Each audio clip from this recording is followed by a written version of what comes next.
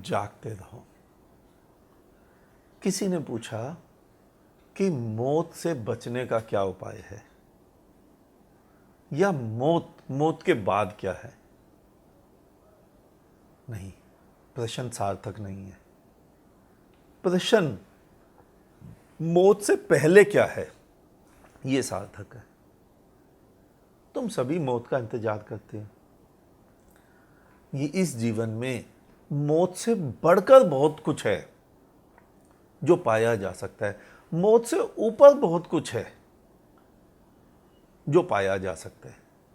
ज्यादातर मनुष्य करता क्या है, बच्चा खेल में बचपन व्यतीत कर देता है।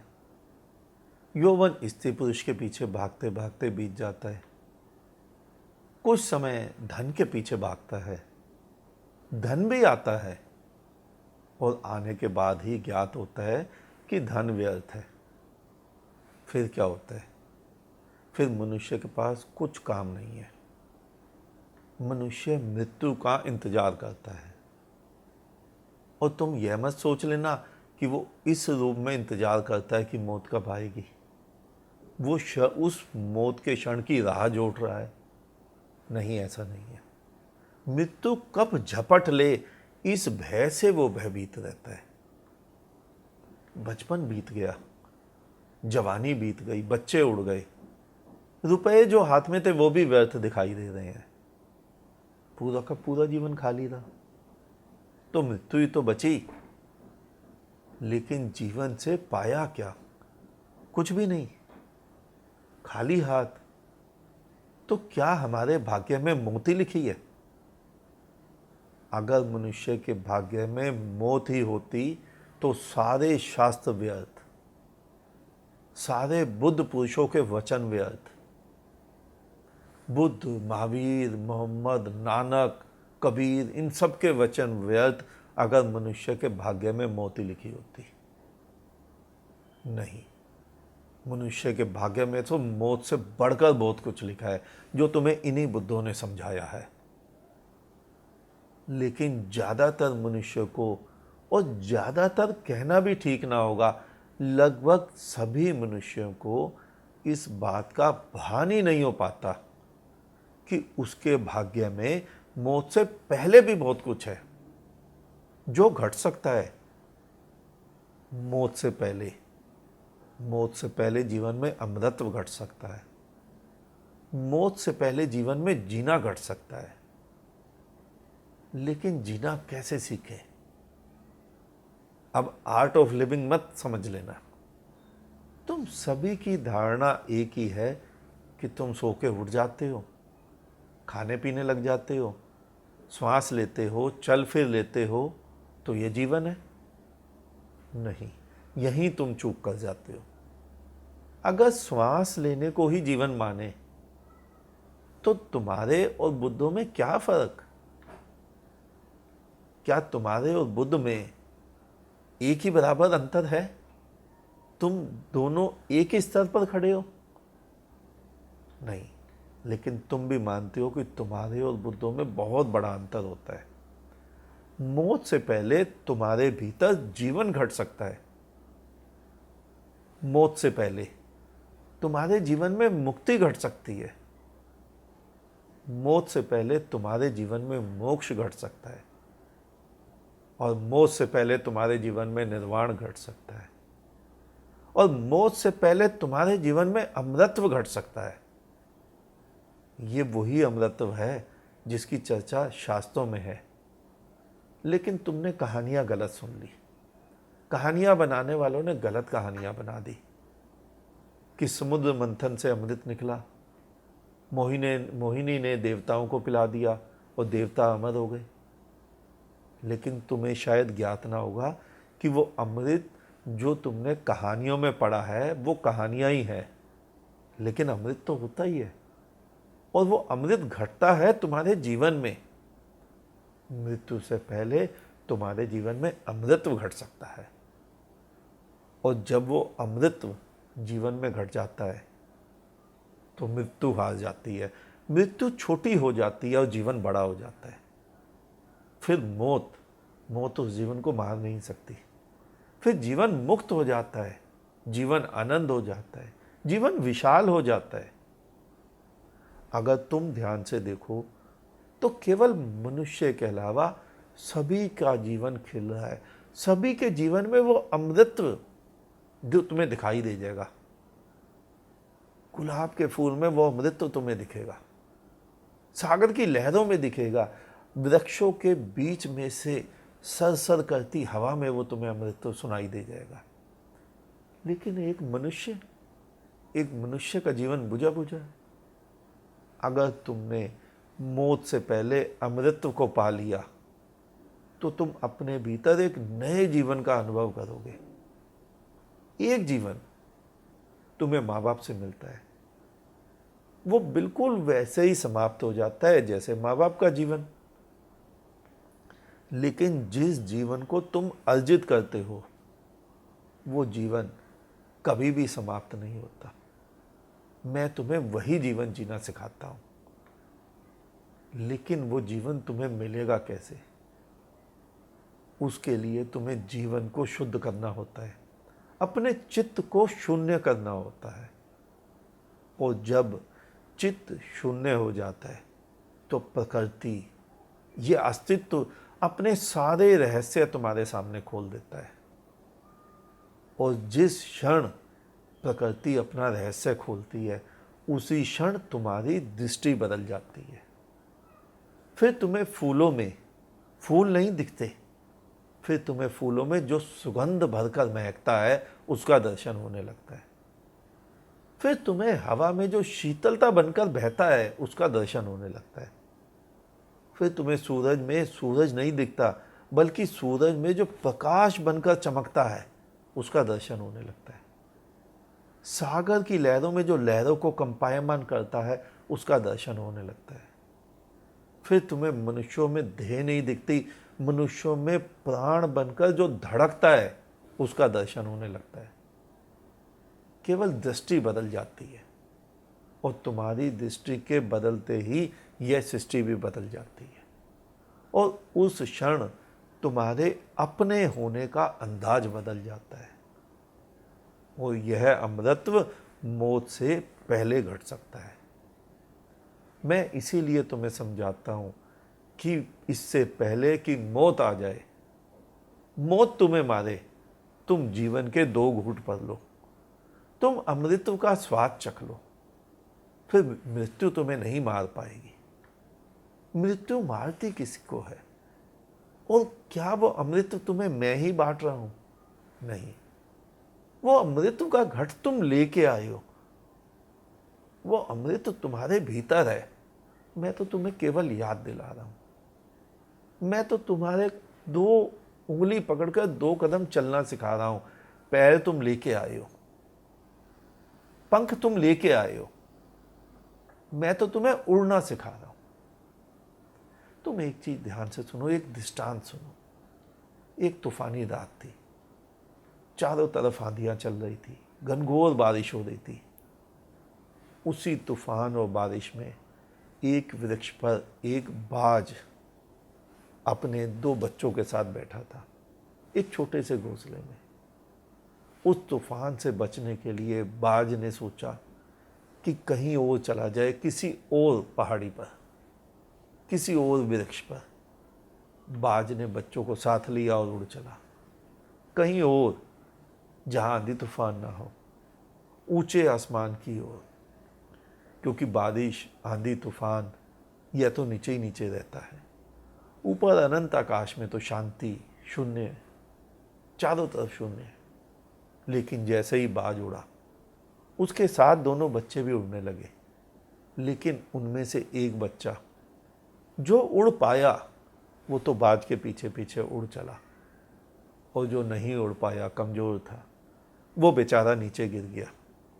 नीचे कुछ मुर्गियां छिपी हुई थी, वह बच्चा उन मुर्गियों के ऊपर गिर गया। रात बीत गई, आंधी तूफान खत्म हुआ। अब बाज का बच्चा कहाँ जाता? उन्हीं मुर्गियों के साथ रहने लगा, वहीं दाना चुग लेता, मुर्गियों की तरह छोटा मोटा कूद लेता, बिल्कुल मुर्गियों की तरह, बिल्कुल तुम्हारी तरह तुम भी तो अपने अपने मंदिरों में, धर्म स्थलों में प्रसाद चुककर बहुत प्रसन्न हो जाते हो, वहाँ नाच कूद कर बहुत प्रसन्न हो जाते हो। वैसा ही वह बाज का बच्चा मुर्गियों की तरह नाचता कूदता। लेकिन वो बाज का बच्चा जब भी आसमान को देखता तो उसके मन में आसमान को छूने की चाह उठती। लेकिन बार बार जब वो आसपास देखता तो पाता कोई भी ऐसा नहीं है। तुम भी तो यही देखते हो। तुम्हें कुछ इच्छाएं भी होती हैं उस अस्तित्व से मिलने की, तो तुम देखते हो आसपास कोई भी तो ऐसा नहीं है। सभी तो केवल धर्म की चदरिया ओढ़े बैठे हैं। तुम भी सोचते हो यही ठीक होगा। तो जो आसमान को, ऐसा कोई भी उसे नहीं दिखा कि जो आसमान को छू पाता हो। सारी मुर्गियां छोटी मोटी छलांग लगा पाती हैं, ठीक तुम्हारे महात्माओं की तरह। कोई भी तो उस विराट को छू नहीं पाता है, किसी बुद्ध की भांति। खैर, वो उन्हीं की तरह स्वयं को भी मुर्गी का बच्चा समझने लगा, ठीक तुम्हारी तरह।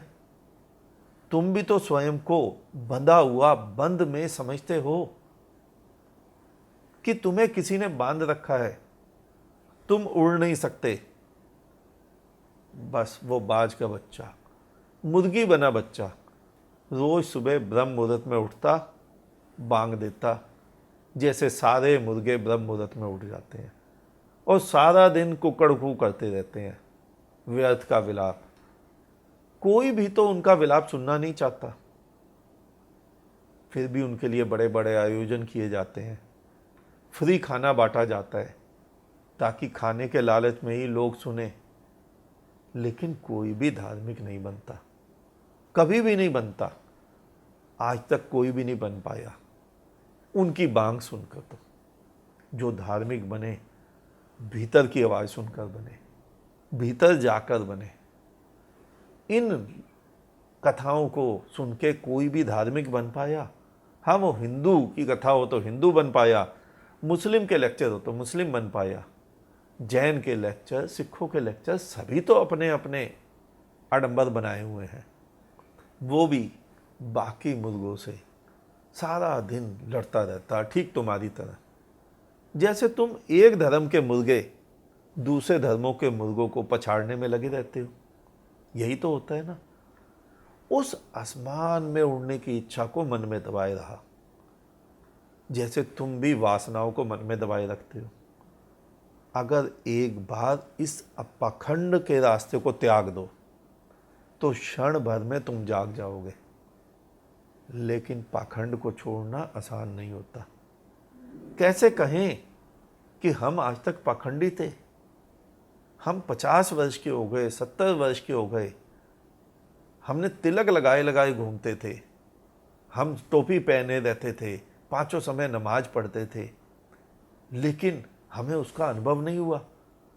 हमें वो परमात्मा का, वो अल्लाह का दीदार नहीं हुआ। इतना कहने की हिम्मत भी तो जागने के बाद आती है, और ना कौन कह पाता है इतना भी। खैर, ऐसे ही कई दिन बीत गए। एक दिन उसी रास्ते से एक बुद्ध कहीं जा रहा था। बुद्ध ने देखा बाज का बच्चा मुर्गियों के साथ खेल रहा है, दाना चुग रहा है। उसे तो विश्वास ही नहीं हुआ अपनी आंखों पर। उसने देखते ही उसे पहचान लिया कि बाज का बच्चा मुर्गियों के बीच में रहकर अपनी औकात भूल गया है। उसने उसे बहुत प्यार से समझाया, उठाया, वह बिल खिलाया कि कहीं मुझे मार ना दे। बुद्धों के हाथ में जब भी तुम पड़ते हो तो तुम्हें भी यह लगता है कि ये बुद्ध मेरी मैं को, मेरे अहंकार को समाप्त कर देगा, मुझे मार देगा, और बुद्ध का काम ही यही है। उस बुद्ध ने भी पहले उसे कथा कहानियाँ सुनाई, ठीक तुम्हारे महात्माओं की तरह। देखा कि शायद कथा कहानी से समझ जाए, लेकिन कथा कहानियों से कोई समझ आता है?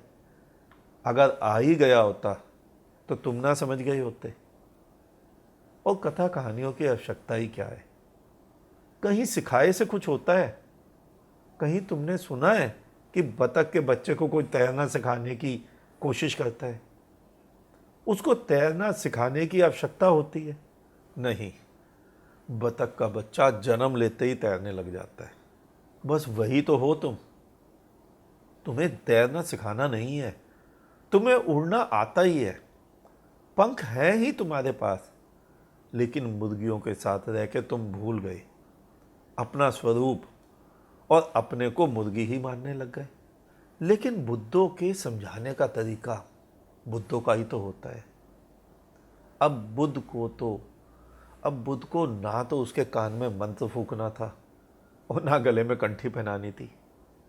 इस कंठी मंत्र से भी कुछ नहीं होता। तुम्हें हुआ क्या आज तक? तुम्हारा हृदय बदला, पूरा जीवन वैसा का वैसा। हाँ, एक लाभ जरूर हुआ होगा, तुम लोग प्रसिद्ध हो गए, हिंदू मुसलमान सिख ईसाई की तरह। लेकिन भीतर से तो वैसे के वैसे ही पाखंडी।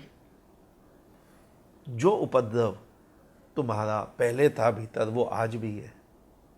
बाजार में जो अशांति पहले थी, वो तुम्हारे भीतर आज भी है। अगर वो बुद्ध उसे कंठी पहना भी देता, कान में मंत्र फूक भी देता, दीक्षा भी दे देता, नाम के पीछे दास भी लगा देता, आनंद लगा देता, स्वामी लगा देता, तो कुछ भी तो लाभ नहीं होता। खैर, बुद्ध ने उसे प्यार से उठाया, पुचकारा, ताकि वो भयभीत ना हो। बुद्धों की पुचकार से भी बचना। बुद्ध पुचकारे तो जानना गड्ढे में ही गिराएगा। बुद्ध तुम्हें सोता छोड़ दे, ऐसा हो ही नहीं सकता। तुम्हें जगा देगा और तुम्हें मार देगा। तुम्हारा जागना भी निश्चित है और तुम्हारा मरना भी निश्चित है। बुद्धों से बचकर रहना।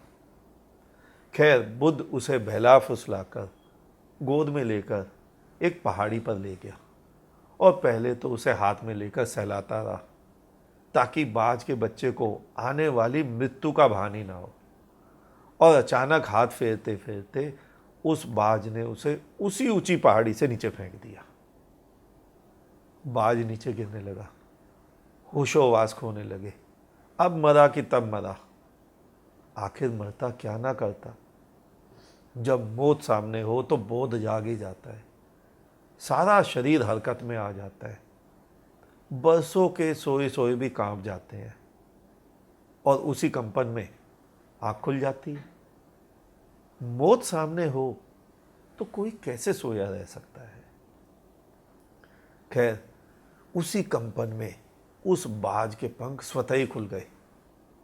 और फिर क्या था, वो तो हवा की लहरों पर तैरने लगा, अटखेलियां करने लगा, कभी ऊंचा कभी नीचे, कभी दाएं कभी बाएं। उसी क्षण उसे पता चला कि वो तो उड़ सकता है।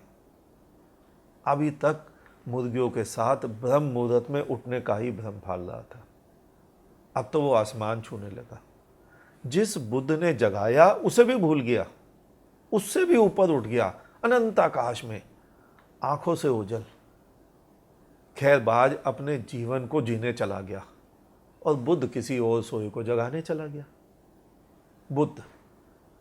बुद्ध कभी भी अपने साथ किसी को नहीं बांधते।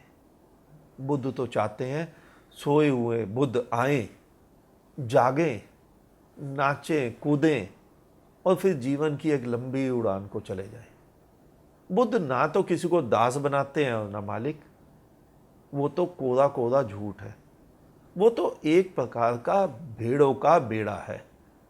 मैंने तुम्हें पहले भी कई बार समझाया कि तू जाग जा और तू भाग जा। तेरा मेरे साथ क्या काम। तुमने देखा होगा भेड़ों को चराने वाले गंडरिये को, अपनी अपनी भेड़ों पर कुछ ना कुछ निशान लगा देते हैं, एक प्रकार की मोहर, जिससे ज्ञात हो जाए कि वो भेड़ किसकी है। लाल, हरी, नीली, कोई भी मोहर। तुम्हारे महात्मा या उनके संप्रदाय, वो भी तो यही करता है। जरा ध्यान से देखना, सभी के अनुयायी एक जैसा गमछा ओढ़े होंगे, एक जैसा तिलक, एक जैसा मंत्र, एक जैसी घंटी गले में, एक जैसा अलाप, जिससे मालिक को पता चल जाए कि ये भेड़ किसके बाड़े की है। जिसकी भेड़ सबसे ज़्यादा, वो सबसे बड़ा ज्ञानी। लेकिन बुद्ध तो डॉक्टर होते हैं, बुद्ध तो वैज्ञानिक होते हैं जो अपना एक मार्ग खोजते हैं इस पार से उस पार जाने के लिए। तुमने देखा कभी डॉक्टर को अपने पीछे भीड़ लगाते हुए? डॉक्टर तो कहता है मुझे बीमारी बताओ, मैं तुम्हारी बीमारी का इलाज करूंगा, तुम ठीक हो तो जाओ भागो। भीड़ का क्या प्रयोजन वहां पर? खैर, वो बाज के बच्चे, वो बाज का बच्चा नहीं था, वो बाज के बच्चे तुम हो, और तुम्हारी जगह है खुला, मुक्त, स्वतंत्र आसमान, पूरा का पूरा अखंड आसमान। और अपनी उसी जगह को तुमने पहचानना है। तुम्हारा तुम्हारा जीवन तुम्हारा जीवन तुम्हें जीना है। मौत से बढ़कर बहुत कुछ है इस जीवन में जीना। उस अनंत आकाश में उड़ना है, उस विराट के साथ उड़ना है, उस विराट को पाना है, उस अमृतत्व को पाना है। मौत से पहले जीवन में बहुत कुछ है जो पाया जाता है, यही मैं तुम्हें सिखाता हूँ। बस आज इतना ही, शेष किसी और दिन। अंत में तुम्हारे भीतर बैठे परमात्मा को मेरा नमन। तुम सभी जागो, जागते रहो।